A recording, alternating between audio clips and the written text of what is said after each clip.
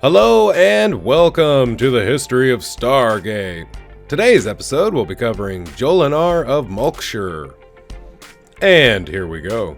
Jolinar of Malkshur, commonly known as Jolinar, was a Tok'ra and the maid of Lantash. Their relationship lasted nearly 100 years until her death. One of her hosts was Rasha.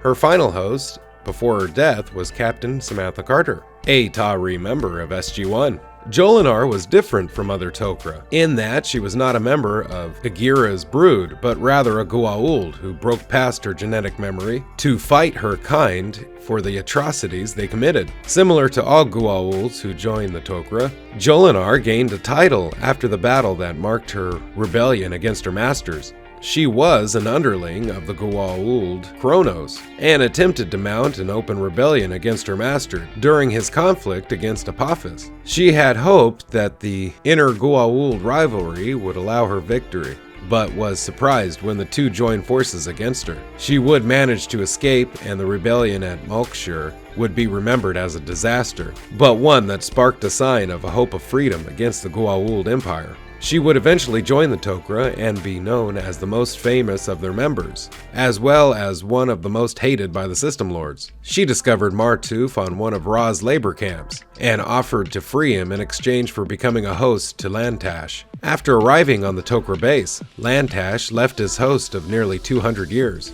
Maddock, for Martuf. On Martuf's first mission as a Tok'ra operative, Jolinar's host, Nymat, was killed and Jolinar was blended with Rasha. One of her more famous exploits was escaping Netu. She was captured by Sokar and sent to the moon, which was under the rule from Binar.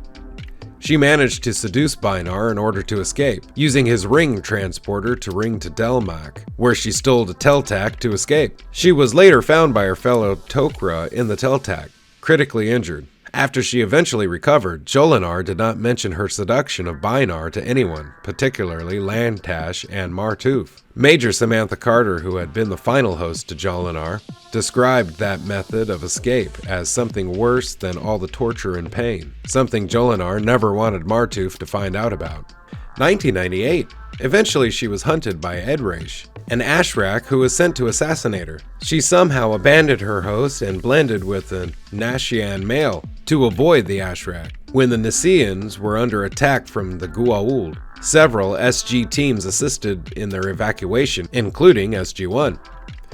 Captain Samantha Carter found the male dying, and while performing CPR, Jolinar jumped host into Carter herself. When this was uncovered, she was incarcerated in the Stargate Command Brig, where Jolinar attempted to bargain her way out, to not much avail. Eventually, Edric, posting as Sergeant John Adams, found and killed her with a Harakesh, which would end up killing both the symbiote and the host. Fortunately, Jolinar sacrificed herself to save Carter's life. After the ordeal, Carter was able to have some knowledge about the Tok'ra, can detect symbiotes inside humans and other hosts, and can use Goa'uld technology that requires Naquita in the blood, and possesses Jolinar's memories, although she can't consciously access them. 1999.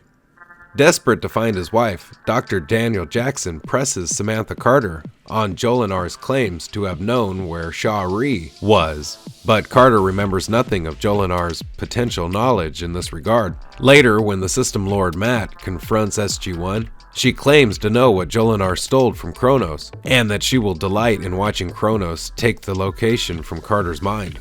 Later, after Matt's death, Carter is hit by one of Jolinar's memories, revealing that while undercover in Kronos' court, she accompanied Kronos on a mission to Matt's homeworld in order for Kronos to make a deal with Matt. Jolinar witnessed Amarat trade information to Matt for refuge. Carter realized that Jolinar and thus Carter really did not know where Sha'ri was all along. After Jacob Carter is captured by Sokar and taken to Netu, SG1 is recruited by the Tok'ra to try a rescue mission, as Jolinar was the only one who ever escaped and Carter still had her memories and could access them with the memory recall device. During the mission and following the Battle of Netu, Carter learned the truth about her escape and that Binar apparently really did love her. Carter was forced to tell Martuf the truth, and it bothered him greatly, as Jolinar had believed. Binar still felt betrayed by Jolinar and tried to kill Carter in revenge. but was instead killed by his first prime, Na'anak, who was really the former System Lord, Apophis in disguise. In the end, SG1 escaped Netu using Jolinar's knowledge of the moon's secret ring transporter, and blew up Netu as they went, killing Sokar, who was in orbit.